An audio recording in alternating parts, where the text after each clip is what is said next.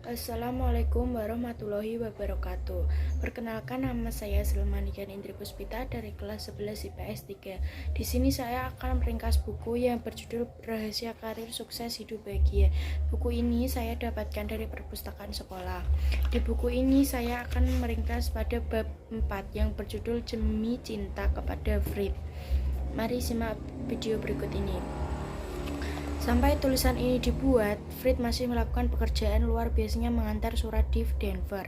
Belum lama ini, kantor pos AS memberi penghargaan kepada Fred atas pengabdiannya selama bertahun-tahun dengan upacara megah di kantor. Saya mendapatkan kehormatan untuk berbicara di hadapan rekan kerja Fred.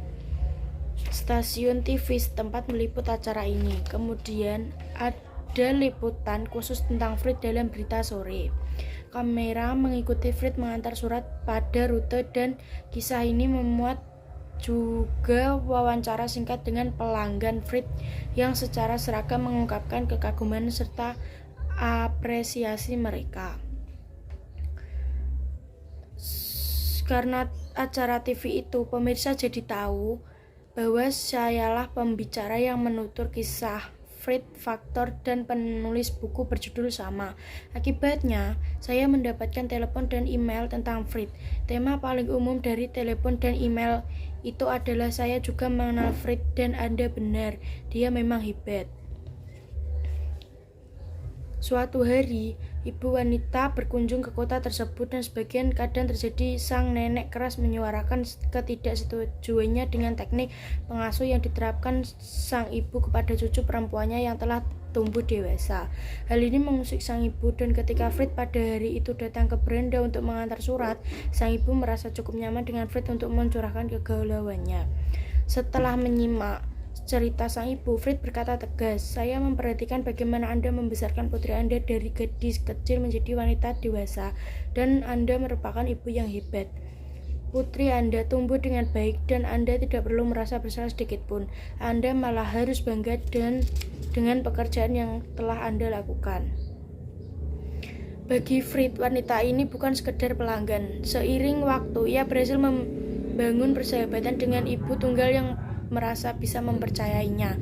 Ketika pelanggan itu mengalami masalah pribadi, Fred siap dan mampu memberikan perspektif yang dibutuhkan sang konsumen. Karena minatnya terhadap musik, salah satu hobi Fred adalah memernis drum dan menyumbangkannya ke bagian musik di sekolah.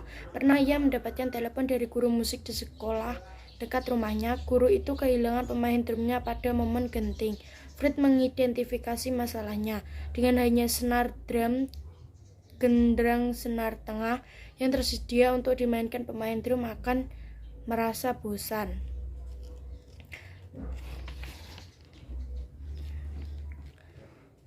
Selama bertahun-tahun mengenal Fred, saya tidak pernah menanyai apa yang mereka tanyakan penting.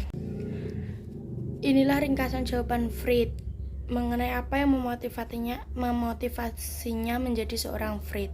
1. Lakukanlah kebaikan dan Anda akan merasa baik. Fred menyadari bahwa melayani orang lain memberikan kepuasan. Ia telah menemukan satu rahasia. Ketika Anda berbuat baik, Anda akan merasa baik. Mengejar perasaan baik sebagai sarana mencapai tujuan tak akan berguna. Sebagaimana diketahui oleh para filsuf dan teolog selama berabad-abad, melayani orang lain bukan saja hal yang baik untuk dilakukan, tapi adalah hal yang memuaskan untuk dilakukan. 2. Yang terhebat tidak pernah beristirahat. Fred melanjutkan menjadi pertanyaan, saya adalah kritikus terbesar bagi diri saya sendiri. Saya sering diberitahu bahwa saya itu perfeksionis. Akan tetapi saya memiliki kebutuhan besar untuk berprestasi sebanyak mungkin setiap hari. Jadi komitmen pribadi saya adalah melakukan hal terbaik yang saya bisa, dan Anda tahu tidak diperlukan banyak waktu atau usaha tambahan untuk melakukan apa yang saya lakukan. 3. Perlakukan konsumen dan orang lain sebagai sahabat. Tak ada yang memungkiri bahwa Fred memberikan layanan kelas dunia.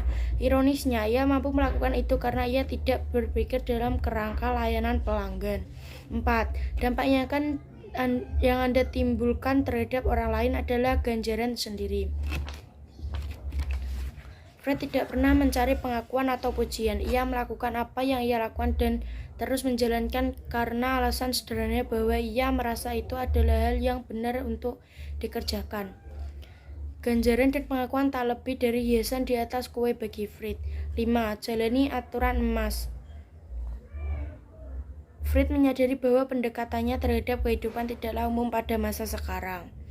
Saya melihat banyak aku dalam kebudayaan kita. Saya memilih sedikit meringankan kecemasan orang. Bagi saya ini sederhana menjalani aturan emas, perlakuan orang sebagai saya ingin diperlakukan. 6. Jangan takut terhadap apapun kecuali pemborosan waktu. Itulah modus operandi Fred. Ia tidak melakukan apa yang ia lakukan untuk meningkatkan pangsa pasar, memenangi penghargaan, atau melesatkan laba. Ia menerapkan seni melakukan hal luar biasa karena komitmen pribadinya untuk memaksimalkan hari sebisa mungkin. Sekian dari saya, kurang lebihnya mohon maaf. Assalamualaikum warahmatullahi wabarakatuh.